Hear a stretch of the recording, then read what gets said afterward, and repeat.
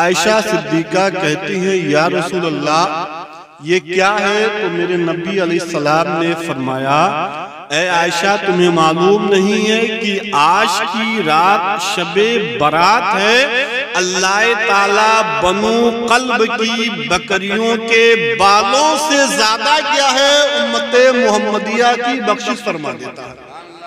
قال اللہ تبارک و تعالی فی القرآن المجید والفرقان الحمید اعوذ باللہ من الشیطان الرجیم بسم اللہ الرحمن الرحیم ان اللہ وملائکتہ یصلون علی النبی یا ایہا الذین آمنوا صلوا علیہ وسلموا تسلیما اللہم صلی علی سیدنا مولانا محمد المعدن جود والکرم وعلی آلہ وصحابہ وذریاتہ واہل بیتہ اجمعین۔ جب دم واپسی ہو یا اللہ ہم سب کے لب پہ ہو لا الہ الا اللہ محمد رسول اللہ۔ منبر نور پر جلوہ فروز علماء کرام، محترم سامعین، السلام علیکم ورحمۃ اللہ وبرکاتہ۔ الحمدللہ رب العالمین والصلاة والسلام علی من کان نبیا وآدم بین الماء والطین وعلی آلہ وصحابہ وذریاتہ واہل بیتہ اجمعین، اما بعد فقد قال اللہ تبارک و تعالی فی القرآن المجید والفرقان الحمید اعوذ باللہ من الشیطان الرجیم بسم اللہ الرحمن الرحیم فیہا یفرق کل امر حکیم۔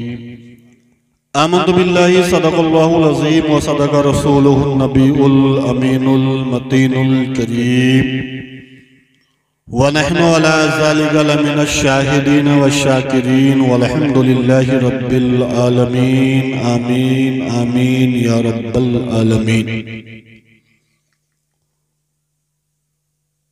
مبارک ہو مومنو آئی شب برات،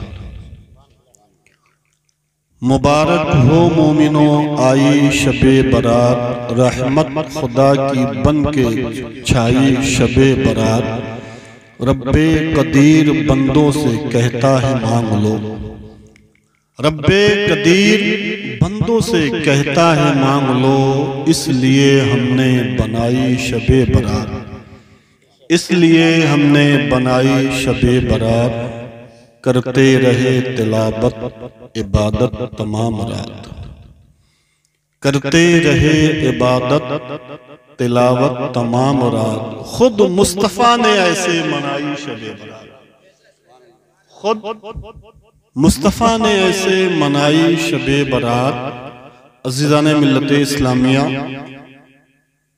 آئیے کچھ عرض و معروض سے قبل انتہائی عقیدت و محبت کے ساتھ ہم سب مل کر اپنے آقا و مولا حضور رحمت عالم نور مجسم سرور مدینہ تاجدار عرب و عجم مالک حل و حرم صاحب جود و کرم آفتاب رسالت ماہتاب نبوت جناب احمد مجتبی محمد مصطفیٰ صلی اللہ تعالی علیہ وسلم کی بارگاہ میں درود و سلام کی ڈالیاں پیش کریں اور بلند آواز سے پڑھیں اللہم صلی علی سیدنا مولانا محمد مبارک وسلم صلو علیہ صلاة و سلاما علیک یا رسول اللہ صلی اللہ تعالی علیہ وسلم۔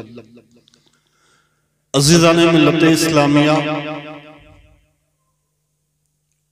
شب برات کا ایک مفہوم یہ ہوتا ہے برات والی رات، چھٹکارے کی رات۔ آپ جب حدیثوں کا مطالعہ کریں گے، اللہ کے نبی علیہ السلام کی بات کو پڑھیں گے تو آپ کو سمجھ میں آئے گا کہ شب برات کا مفہوم کیا ہوتا ہے۔ اللہ کے نبی علیہ السلام کی جوزہ محترمہ سیدہ عائشہ صدیقہ رضی اللہ تعالی عنہ بیان فرماتی ہیں کہ آقا علیہ السلام ایک شب میرے کمرے میں آئے اور آنے کے بعد جلدی سے آپ اٹھے اور آپ جانے لگے۔ ام المومنین عائشہ صدیقہ رضی اللہ تعالی عنہا بیان کرتی ہیں کہ میں بھی آقا علیہ السلام کے پیچھے پیچھے چلنے لگی۔ کیا دیکھتی ہوں کہ آپ جنت البقیع جو مدینہ منورہ کا قبرستان ہے اس جگہ پہنچے اور مردوں کے لیے، اموات کے لیے دعائے مغفرت کرنے لگے۔ عائشہ صدیقہ کہتی ہیں یا رسول اللہ یہ کیا ہے؟ تو میرے نبی علیہ السلام نے فرمایا اے عائشہ تمہیں معلوم نہیں ہے کہ آج کی رات شب برات ہے، اللہ تعالیٰ بنو قلب کی بکریوں کے بالوں سے زیادہ کیا ہے امت محمدیہ کی بخشش فرما دیتا ہے۔ یہ بنو قلب کیا ہے؟ آج آپ دیکھتے ہیں کہ جو ذات کا اثر ہے وہ اثر دکھتا ہے۔ کوئی قریشی ہے تو گوشت بناتا ہے، کوئی جلہا ہے انصاری ہے تو کپڑا کا کام کرتا ہے، کوئی منیہار ہے تو اپنا بزنس کرتا ہے۔ بنو قلب یہ جو تھے مدینہ منورہ میں جتنے قبیلے تھے سب سے زیادہ بکریاں انہی قبیلے والوں کی پاس تھے، تو اللہ کے نبی علیہ السلام نے یہ بیان فرمایا جتنی بنو قلب کی بکریاں ہیں اور ان کے جو بال ہیں ان سے زیادہ اللہ تعالیٰ اس رات میں مردوں کو بخش دیتا ہے۔ تو اب نہ کوئی بال کی گنتی ہے نہ بکریوں کی گنتی ہے، تو مفہوم یہ نکلا کہ یہ رات ایسی رات ہے جس میں اللہ تعالیٰ بہت سارے لوگوں کو جو گناہوں سے ملوث ہوتے ہیں اللہ تعالیٰ اپنی رحمت کاملہ سے ان کو عذاب سے چھٹکارا دے کے جنت کا پروانہ دے دیتا ہے۔ اللہ اکبر۔ اب ذرا دیکھیں ہمارے پیر، بڑے پیر، روشن ضمیر حضور سیدنا شیخ عبد القادر جیلانی بغدادی رضی اللہ تعالیٰ عنہ کی ایک کتاب ہے، جو کتاب ہمارے سامنے ہے جسے غنیت الطالبین کہا جاتا ہے۔ اس میں انہوں نے ایک حدیث پاک کو نقل فرمایا ہے کہ اللہ تعالیٰ اس رات میں 300 رحمت کے دروازے کھول دیتا ہے۔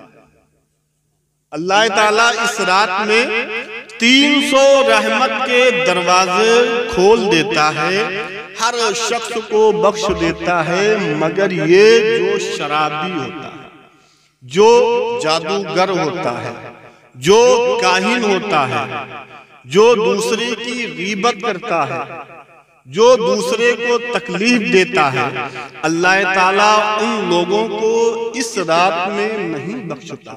اب فیصلہ آپ کے ہاتھ میں ہے کہ آپ مشرک نہ بنے، یعنی اللہ کے ساتھ کسی کو شریک نہ کرے، جادوگر نہ بنے، شرابی نہ بنے، کاہن اور نجومی نہ بنے، اللہ کی رحمت سے اپنے دل کو لگا لو تو اللہ تعالیٰ اس رات میں آپ کو بخش دیتا ہے اور جنت کا پروانہ بھی عطا کر دیتا ہے۔ تو آپ ذرا دیکھیں یہ شب برات، اس میں ایک نام آتا ہے حلوہ کا۔ حلوہ کا نام آتا ہے تو آپ حلوہ کیوں بنواتے ہیں؟ سنیوں میں ایک چیز مشہور ہے کہ لوگ یہ کہتے ہیں کہ سنی حلوہ کی وجہ سے شب برات مناتے ہیں، حالانکہ ایسا نہیں ہے۔ یہ شب برات ایسی رات ہے، قرآن کی آیت مقدسہ فیہا یفرقو کلو امر حکیم، اس میں ہر حکمت والا کام بانٹ دیا جاتا ہے۔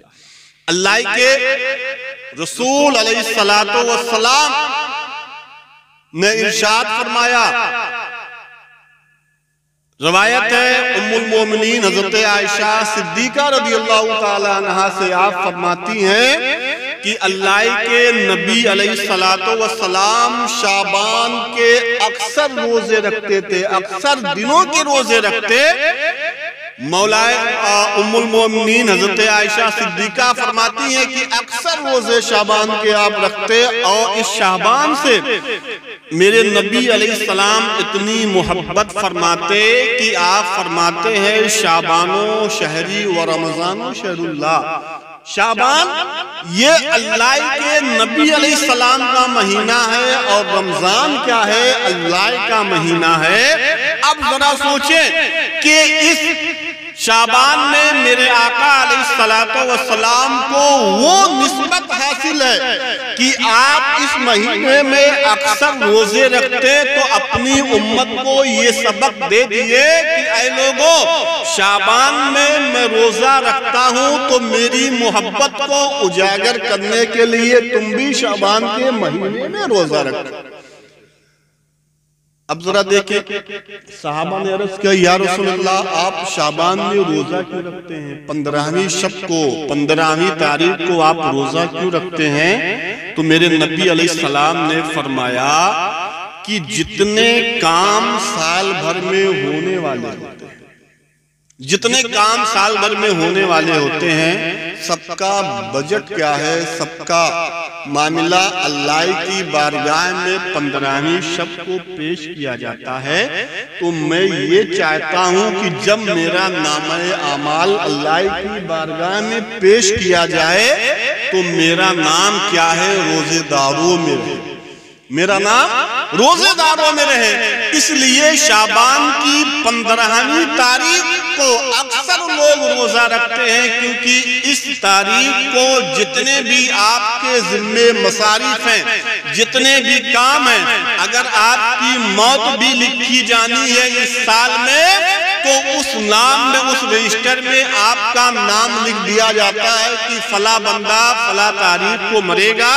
اب وہ تاریخ کے صفحات، وہ نامہ اعمال بارگاہ الہی میں اسی رات کو پیش کیا جاتا ہے، اللہ کے حضور وہ نامہ اعمال پیش کیا جاتا ہے۔ تو میرے نبی علیہ السلام نے فرمایا جب میری موت لکھی جائے اور میرا نامہ اعمال پیش کیا جائے تو میں اس دن روزے سے رہوں تاکہ میرے نامہ اعمال میں اور زیادہ اضافہ ہوتا رہے۔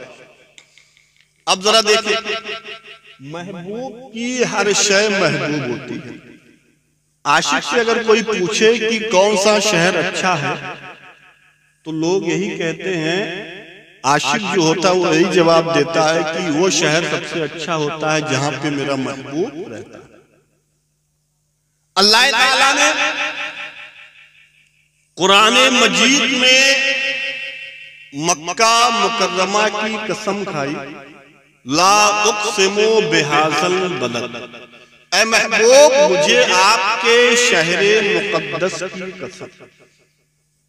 مکہ سے افضل کوئی جگہ ہے جہاں پہ خانہ کعبہ ہے، جہاں پہ حجر اسود ہے، جہاں پہ عرفات کا میدان ہے، جہاں پہ منی مزدلفہ ہے، جہاں پر مقام ابراہیم ہے، جہاں پہ صفا اور مروہ جو شاعر اللہ ہیں، تمام چیزیں اس جگہ موجود ہیں۔ اس سے افضل جگہ آپ کی اور ہماری نظروں میں نہیں ہے، لیکن اللہ تعالیٰ نے قرآن مجید میں قسم کھائی، لا اقسم بہذا البلد، اے محبوب مجھے آپ کے شہر مقدس کی قسم۔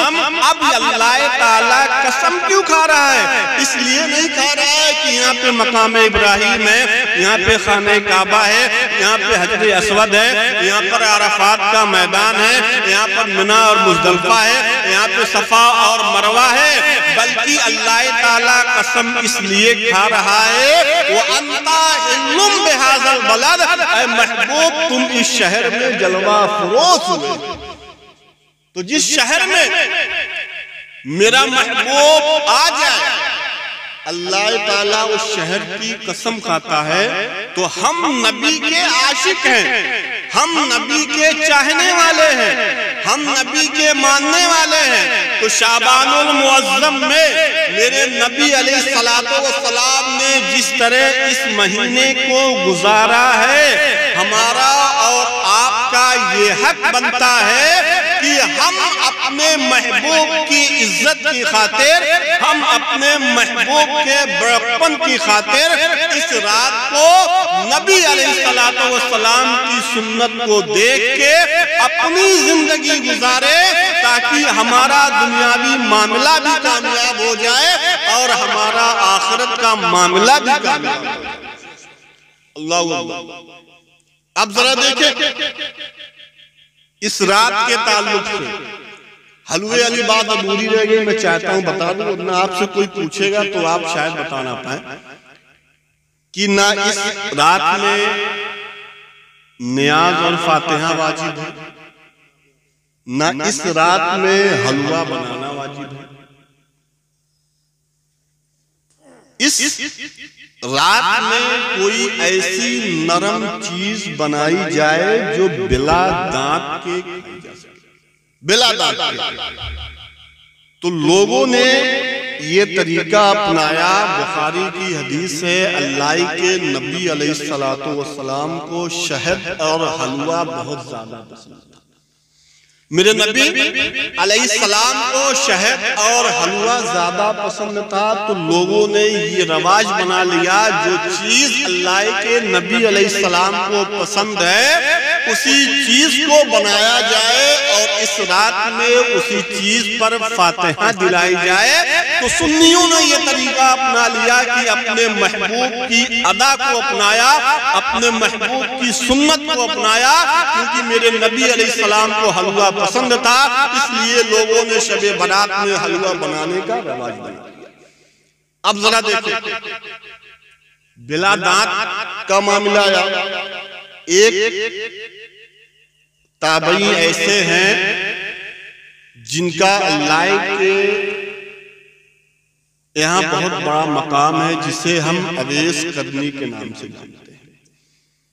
ان کے بارے میں آپ سمجھ لیں، ایک جنگ ہوتی ہے جسے ہم کہتے ہیں جنگ احد۔ جنگ احد میں میرے نبی علیہ السلام نے اپنے صحابہ کو ایک پہاڑ کے اوپر کھڑا کیا، کہا میں جنگ ہاروں یا جیتوں تم اپنی جگہ سے ہلنا نہیں۔ جب مسلمانوں نے یہ دیکھ لیا کہ جنگ ہم جیت گئے ہیں، ہمیں فتح یابی مل گئی ہے، ہم کامیاب ہو گئے، تو میرے نبی علیہ السلام نے جن صحابہ کو جس جگہ کھڑا کیا تھا وہ اپنی جگہ سے ہٹ گئے اور مال غنیمت لوٹنے لگے، مال غنیمت میں حصہ لینے کے لیے اس جگہ سے چلے آئے۔ اب کیا ہوا، اس جنگ میں ایک سپہ سالار ایسا تھا کفار کی طرف سے جنہیں خالد بن ولید کہا جاتا ہے، انہوں نے پیچھے سے حملہ کیا۔ جب پیچھے سے حملہ کیا مسلمان اس کی تاب نہ لا سکے اور اللہ کے نبی علیہ السلام کا دندان مبارک ایک دانت آپ کا ٹوٹ گیا۔ اللہ اکبر! اب آپ کا دانت دندان مبارک ٹوٹا۔ یہ اویس کرنے جو ملک یمن کے رہنے والے تھے، قبیلہ کرن کے باشندے تھے، انہوں نے جب یہ سنا تو میرے نبی علیہ السلام کا دندان مبارک شہید ہو گیا ہے، یمن میں ہے، لیکن رسول کی محبت دیکھو، رسول سے الفت دیکھو۔ آپ نے اپنا ایک دانت توڑا اور توڑنے کے بعد کہا کہ یہ اپنے دل میں یہ سوچا، پتہ نہیں اللہ کے نبی علیہ السلام کا کون سا دندان مبارک شہید ہوا ہے اور کون سا شہید نہیں ہوا ہے، کہیں ایسا تو نہیں ہے کہ آپ کا دوسرا دانت شہید ہو گیا ہو، آپ نے دوسرے کو توڑا، پھر آپ کے دل میں خیال آیا یہ ہوا دانت، کہیں ایسا تو نہیں ہے تیسرا دانت آپ کا شہید ہوا۔ اسی طرح آپ سوچتے گئے اور آپ کے منہ میں جو 32 دندان تھے آپ نے سب کو رسول اللہ علیہ السلام کی محبت میں توڑ دیا۔ اب رسول اللہ علیہ السلام کی محبت میں توڑا، اب کیا ہے اس شب برات میں جو ہم حلوہ بناتے ہیں، نرم چیز بناتے ہیں، وہ انہی کی محبت میں بناتے ہیں۔ اویس کرنی نے رسول کی محبت میں آ کے دندان مبارک کو اپنا شہید کر دیا تھا، تو میرے نبی نے اویس کرنی کے عشق کا یہ مطالبہ عطا کیا کہ آج نہیں بلکہ قیامت تک کے لیے جب تک امت محمدیہ رہے گی آپ کے نام پہ حلوہ کا فاتحہ دلایا جائے۔ اب ذرا دیکھیں یہ اویس کرنی کا مقام کتنا بڑا ہے، یہ بھی آپ کو بتا دوں۔ میرے نبی علیہ السلام نے اپنے صحابہ کے درمیان بیان فرمایا کہ ملک یمن میں ایک آدمی ہے جو مجھ سے محبت کرتا ہے، میں اس سے محبت کرتا ہوں۔ لوگ اسے دیوانہ کہتے ہیں، لوگ اسے مجنون کہتے ہیں، لیکن اس کا مقام اللہ کی بارگاہ میں بہت بلند ہے۔ صحابہ نے عرض کیا یا رسول اللہ اگر وہ آپ سے اتنی محبت کرتے ہیں تو آپ سے ملنے کے لیے کیوں نہیں آئے؟ تو میرے نبی علیہ السلام نے فرمایا اے میرے صحابہ تمہیں معلوم نہیں ہے، ان کی ایک ضعیفہ ماں ہے جو آنکھوں سے اندھی ہے، جسے کچھ دکھائی نہیں دیتا ہے، وہ اپنے ماں کی خدمت میں لگے ہوئے ہیں، لیکن ان کا دل کیا ہے ہماری محبت سے سرشار رہتا ہے۔ تو صحابہ نے عرض کیا یا رسول اللہ کیا ہم تمام میں سے کسی سے ان کی ملاقات ہوگے؟ تو میرے نبی علیہ السلام نے ارشاد فرمایا ہاں ان کی ملاقات مولا کائنات علی رضی اللہ تعالیٰ عنہ اور خلیفہ دوم عمر بن خطاب سے ہوگے۔ اللہ اکبر۔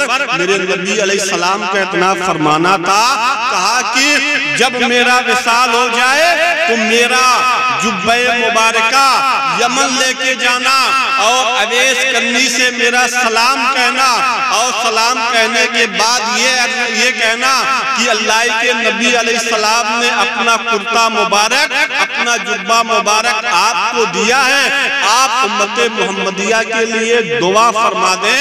اللہ اکبر۔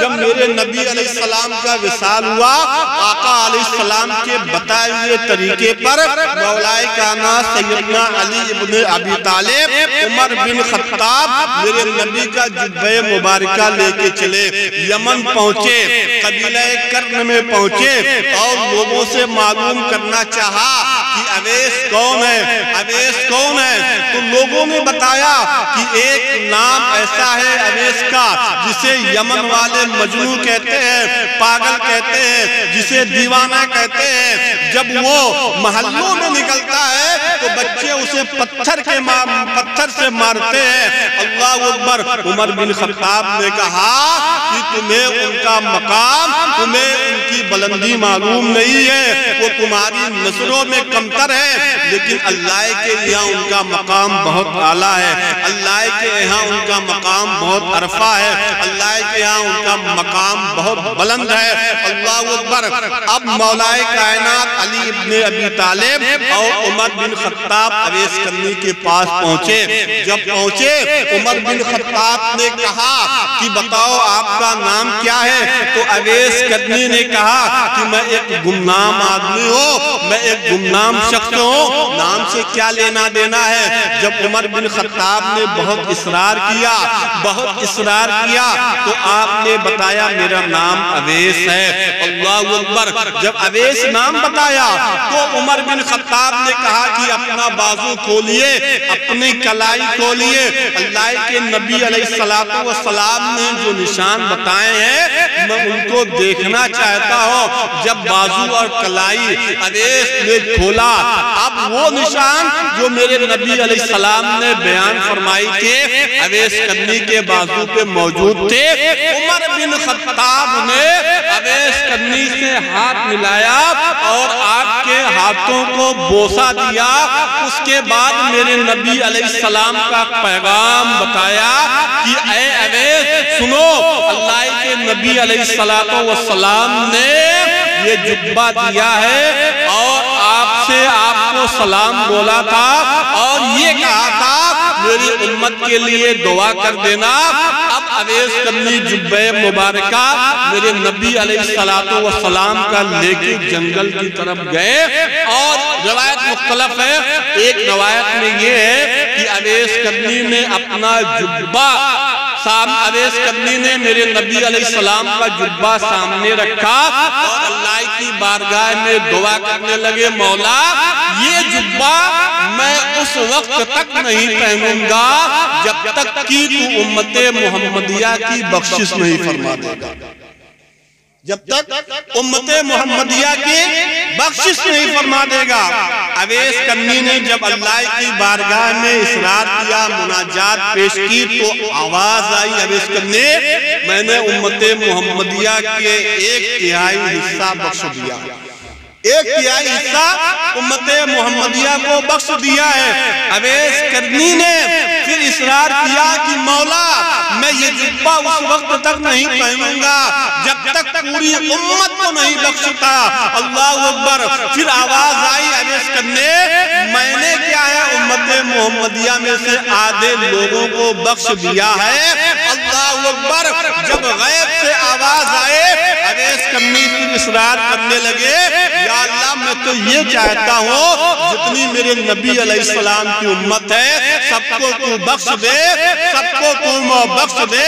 تو غیب سے آواز آئے اویس کرنی آدھی امت کو تمہاری دعاؤں سے بخش دیا ہے، اور میرے نبی میرے محبوب علیہ السلام کی نسل میں ایک ایسا بچہ پیدا ہوگا جسے لوگ عبد القادر جیلانی کے نام سے جانتے ہیں۔ آدھی امت کو تمہاری دعا سے بخش دیا ہے اور آدھی امت کو عبد القادر کی دعاؤں سے بخش دوں گا۔ اللہ اکبر۔ آدھے امت کو عبد القادر کی دعاؤں سے بخش دوں گا۔ ایک روایت میں یہ آیا کہ اویس کرنی نے میرے نبی علیہ السلام کا جبہ پہنا، جبہ پہننے کے بعد آپ نے سر سجدے میں رکھا، کہا یا اللہ جب تک امت محمدیہ کو نہیں بخشتا تب تک میں اپنے سر کو سجدے سے نہیں اٹھاؤں گا۔ تو اللہ تعالیٰ غیب سے آواز آئی، اللہ تعالیٰ نے حکم فرمایا اویس کرنی 1/3 امت کو بخش دیا۔ پھر آپ نے اصرار کیا، کہا آدھی امت کو بخش دیا۔ پھر اویس کرنی کا جب اصرار بڑھا تو آپ نے اللہ تعالیٰ نے فرشتوں کے ذریعے پیغام بھجوایا، اویس کرنی سے کہہ دو کہ آدھی امت تمہاری دعاؤں سے بخش دیا اور آدھی امت کو بڑے پیر حضور عبد القادر جیلانی کی دعاؤں سے بخش دیا۔ اب بخشش کس کی نہیں ہوتی ہے؟ میں نے بتایا کہ جادوگر، چگل خور، ماں باپ کا نافرمان، شرابی، جواری، عیاش، مکار، غیبت کرنے والا، بدسلوکی کرنے والا، صلہ رحمی کرنے والا۔ یعنی صلہ رحمی کا مطلب یہ ہوا کہ آپ کا کوئی رشتہ دار ہے، آپ نے اس سے اپنا رشتہ ختم کر لیا۔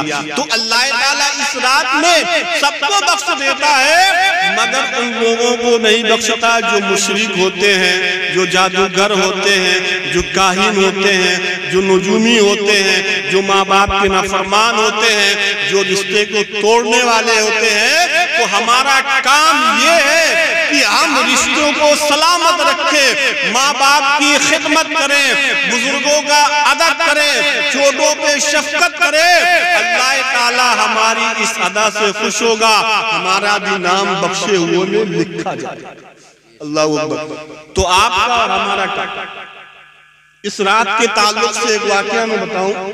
عیسیٰ علیہ السلام ایک پہاڑ پر سے گزر رہے تھے تو ان کو ایک خوبصورت پتھر دیکھا جو بڑا تعجب خیز تھا، جسے دیکھنے کے بعد ان کے دل میں خواہش پیدا ہوئی کہ اتنا خوبصورت پتھر اس جگہ کیا کر رہا ہے۔ تو اللہ تعالیٰ نے عیسیٰ علیہ نبینا علیہ السلام پر وحی بھیجی کہ عیسیٰ اس سے بھی تعجب خیز چیز میں تمہیں دکھاؤں۔ کہا یا اللہ میں دیکھنا چاہتا ہوں۔ تو اللہ کے حکم سے وہ پتھر پھٹا۔ اس پتھر میں ایک نورانی بزرگ کے آدمی تھے، اور ان کے ہاتھ میں انگور کا خوشہ گچھا تھا۔ جب عیسیٰ نبینا علیہ السلام نے اس بزرگ کو، نورانی والے بزرگ کو دیکھا، کہا کہ بتاؤ تم یہاں پہ کیا کر رہے ہو؟ تو انہوں نے کہا کہ میں اللہ کی عبادت کرتا ہوں اور دن بھر کی میری یہ خوراک ہے جو انگور کی ٹہنی خوشہ میرے ہاتھ میں ہے، میں اسے کھا لیتا ہوں اور دن بھر اللہ کی عبادت کرتا ہوں، رات میں اللہ کی عبادت کرتا ہوں۔ تو عیسیٰ علیہ نبینا علیہ السلام نے پوچھا کہ بتاؤ کتنے سال سے اس پتھر میں تم عبادت کر رہے ہو؟ کتنے سال سے؟ تو اس نورانی بزرگ والے آدمی نے جواب دیا ہے، اے اللہ کے نبی عیسیٰ، میں اس میں 400 سال سے زیادہ عبادت کر رہا ہوں، 400 سال سے زیادہ۔ آپ کی عمریں، ہماری عمریں 100 کے اندر، 100 سے کم ختم، لیکن وہ پتھر میں صرف انگور کا خوشہ کھا کے 400 سال سے عبادت کر رہا ہے۔ تو عیسیٰ علیہ نبینا علیہ السلام نے بارگاہ الہی میں عریضہ پیش کیا، مولا کیا اس سے بڑا بھی کوئی عبادت گزار ہے؟ کیا اس سے بڑا بھی کوئی عابد ہے؟ کیا اس سے بڑا بھی تیری بارگاہ میں کوئی سر جھکانے والا ہے؟ تو اللہ تعالیٰ نے عیسیٰ علیہ السلام پر وحی بھیجی، اے عیسیٰ تمہیں معلوم نہیں ہے میں اپنے محبوب کے امتیوں کو ایک ایسی رات عطا کروں گا، اگر وہ پوری رات اللہ کی عبادت میں، اللہ کی تحلیل میں، اللہ کی تسبیح میں گزارے گے تو اس 400 سالہ عبادت سے زیادہ اس کے نامہ اعمال میں ثواب لکھ دوں گا۔ تو عیسیٰ علیہ نبی علیہ السلام نے کہا ہے اللہ وہ کون سی رات ہے؟ تو اللہ تعالیٰ نے فرمایا وہ شعبان کی 15ویں رات ہے جسے ہم شب برات کے نام سے جانتے ہیں، شب برات کے نام سے جانتے ہیں۔ تو اب 15ویں رات میں اگر کوئی پوری رات اللہ کی عبادت کرتا ہے تو اللہ تعالیٰ 400 سال سے زیادہ کی عبادت کا ثواب آپ کو دے دیتا ہے۔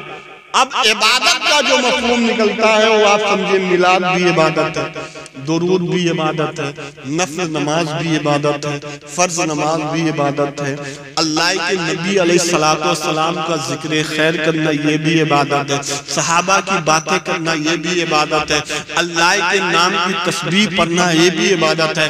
اب آپ کیا ہے مغرب سے لے کے طلوع فجر تک اللہ اور اس کے رسول علیہ السلام کا ذکر کرے تو آپ کو 400 سالہ عبادت سے زیادہ اللہ تعالیٰ آپ کو ثواب عطا فرمائے گا۔ یہ ہے امت محمدیہ کا فیض کہ اللہ تعالیٰ نے ایک رات ایسی بنا دی ہے جسے ہم شب برات کے نام سے جانتے ہیں، اور اس رات میں اللہ تعالیٰ ہمیں پوری رات عبادت کرنے کے بدلے میں 400 سال کی زیادہ، 400 سال سے زیادہ عبادت کا ثواب ہمارے نامہ اعمال میں لکھ دیتا ہے۔ اب ذرا دیکھیں کہ شب برات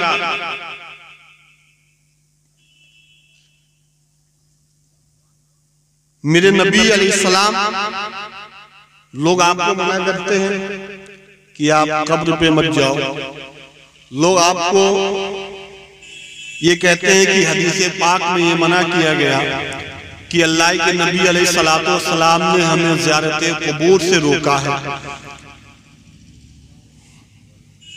السلام علیکم ورحمۃ اللہ وبرکاتہ۔ ماشاءاللہ ماشاءاللہ، آپ آیا تیمم برخاست۔